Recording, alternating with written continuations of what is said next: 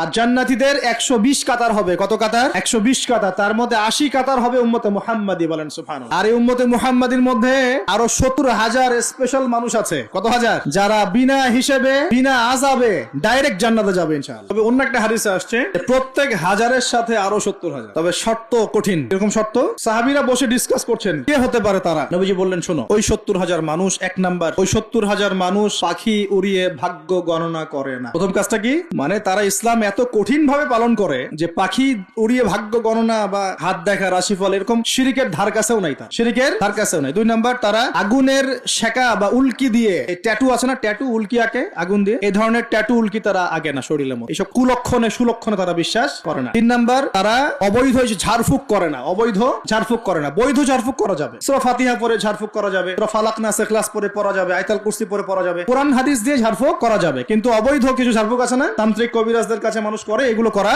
যাবে না। আর 4 নাম্বার হচ্ছে তারা সর্বাবস্থায় এক আল্লাহর উপরে তাওয়াক্কুল করে, ভরসা করে, আল্লাহর প্রতি তাওয়াক্কুল করে। এরা হচ্ছে সেই 70,000 মানুষের মধ্যে থাকবে ইনশাআল্লাহ। যে ব্যক্তি শিরক করে না, আল্লাহ ভরসা করে, কোন রকম কুলক্ষণে বিশ্বাস করে না, ইসলাম পরিপূর্ণরূপে পালন করে, ইনশাআল্লাহ তাআলা আল্লাহ চাইলে তাদেরকে আল্লাহ পাক 70,000-এর মধ্যে আশ্রয় দিবেন, অংশ দিবেন ইনশাআল্লাহ তাআলা।